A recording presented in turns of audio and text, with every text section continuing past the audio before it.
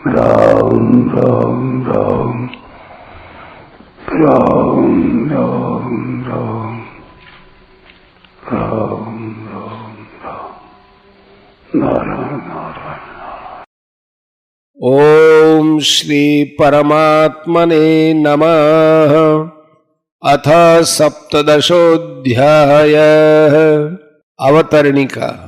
16वें अध्याय के 23वें श्लोक में भगवान ने शास्त्र विधि का त्याग करके मनमाने ढंग से आचरण करने वाले पुरुषों को सिद्धि, सुख और परम गति न मिलने की बात कही। यह सुनने पर अर्जुन के मन में आया कि शास्त्र विधि को ठीक ठीक जानने वाले लोग तो बहुत कम हैं। अधिक संख्या में तो ऐसे ही लोग हैं जो शास्त्र विधि को तो जानते नहीं, पर अपनी कुल परंपरा, वर्ण, आश्रम, संस्कार आदि के अनुसार देवता आदि का श्रद्धा पूर्वक यजन करते हैं। शास्त्र विधि का त्याग होने से ऐसे पुरुषों की नीची स्थिति होनी चाहिए और श्रद्धा होने से ऊंची दैवी स्थिति होनी चाहिए। इसलिए वास्तव में उनकी क्या स्थिति है, यह जानने के लिए अर्जुन पहले श्लोक में प्रश्न करते हैं। अर्जुन उवाच ये शास्त्र विधिमुत्सृज्य यजन्ते श्रद्धयान्विता तेषां निष्ठा तु का कृष्ण सत्वमाहो रजस्तमः। अर्जुन बोले, हे कृष्ण, जो मनुष्य शास्त्र विधि का त्याग करके श्रद्धा पूर्वक देवता आदि का यजन करते हैं, पूजन करते हैं, उनकी निष्ठा फिर कौन सी है? सात्विकी है अथवा राजसी है या तामसी है? व्याख्या। ये 17वां अध्याय 16वें अध्याय के 23वें श्लोक पर चला है। उसी को लेकर अर्जुन यहां आए। यह शास्त्र विधि मुत्सृज्य, जो शास्त्र विधि का त्याग करके की जगह यहां ये शास्त्र विधि मुत्सृज्य ही कहकर काम कारत है, मनमाने ढंग से की जगह श्रद्धयान्विता कहते हैं, वर्तते की जगह यजन्ते कहते हैं, और न स सिद्धिम अवाप्नोति न सुखम न परांगतिम, वह सिद्धि, सुख और परम गति को प्राप्त नहीं होता।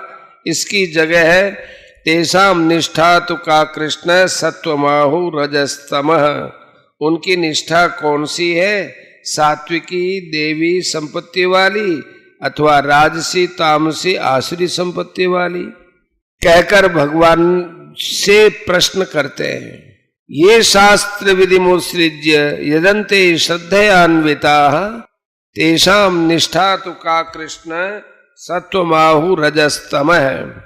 श्रीमद् भगवद गीता में भगवान श्री कृष्ण और अर्जुन का संवाद संपूर्ण जीवों के कल्याण के लिए है।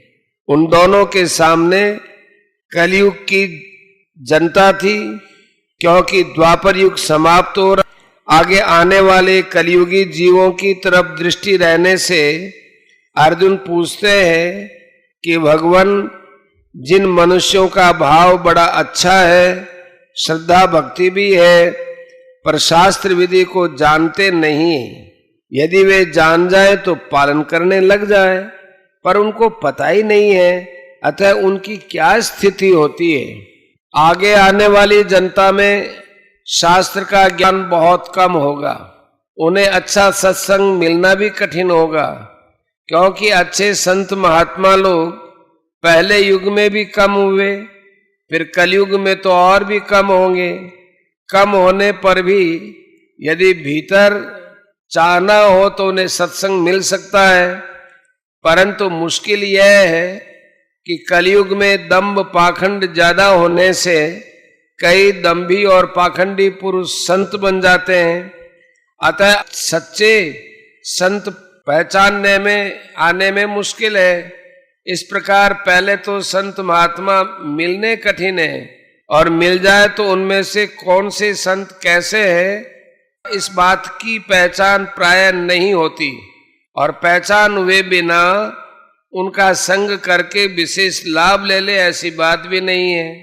अतः जो शास्त्र विधि को भी नहीं जानते और असली संतों का संग भी नहीं मिलता, परंतु जो कुछ यजन करते हैं, श्रद्धा से करते हैं, ऐसे मनुष्यों की निष्ठा कौन सी होती है, सात्विकी अथवा राजसी तामसी। सत्वम आहु रजस्तमः, पदों में सत्व गुण को देवी संपत्ति में और रजोगुण तथा तमोगुण को आसुरी संपत्ति में ले लिया गया है। रजोगुण को आसुरी संपत्ति में लेने का कारण यह है कि रजोगुण तमोगुण के बहुत निकट है। तमोगुण, रजोगुण और सत्वगुण तीनों गुणों में परस्पर 10 गुना अंतर है।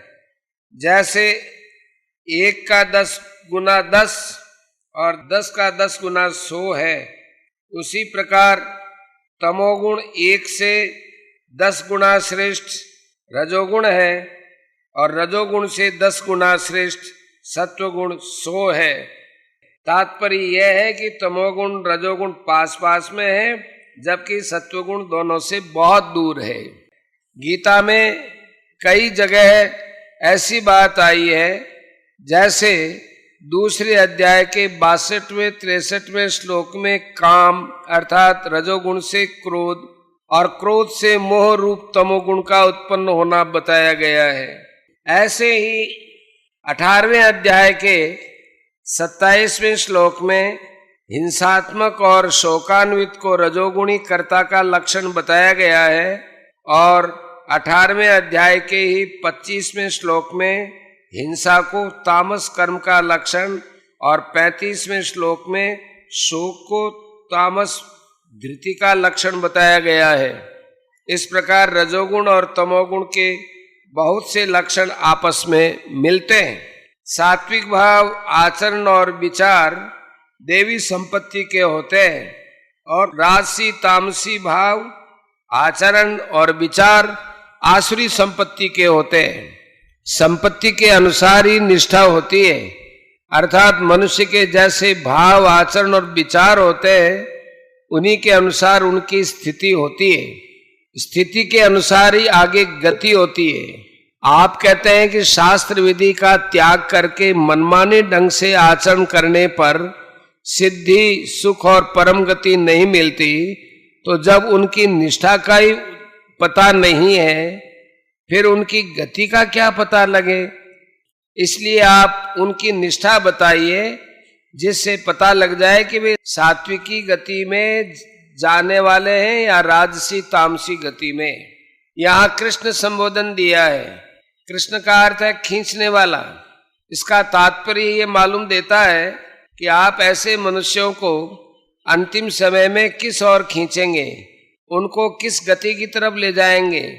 6ठे अध्याय के 37वें श्लोक में भी अर्जुन ने गति विषयक प्रश्नों में कृष्ण संबोधन दिया है, कांगतिम कृष्ण गच्छति। यहाँ भी अर्जुन का निष्ठा पूछने का तात्पर्य गति में ही है। मनुष्य को भगवान खींचते हैं या वह कर्मों के अनुसार स्वयं खींचा जाता है। वस्तुतः कर्मों के अनुसार ही फल मिलता है, पर कर्म फल के विधायक होने से भगवान का खींचना संपूर्ण फलों में होता है। तामसी कर्मों का फल नरक होता है, तो भगवान नरकों की तरफ खींचेंगे। वास्तव में नरकों के द्वारा पापों का नाश करके प्रकारांतर से भगवान अपनी तरफ ही खींचते हैं। उनका किसी से भी बैर या द्वेष नहीं है, तभी तो आसुरी योनियों में जाने वालों के लिए भगवान कहते हैं कि वे मुझे प्राप्त न होकर अधोगति में चले गए। माम अप्राप्यैव कौन्तेय ततो यान्त्यधमांगतिम, 16वें अध्याय का 20वां। कारण कि उनका अधोगति में जाना भगवान को सुहाता नहीं है। इसलिए सात्विक मनुष्य हो, राजस मनुष्य हो या तामस मनुष्य हो, भगवान सबको अपनी तरफ ही खींचते हैं। इसी भाव से यहाँ कृष्ण संबोधन आया है।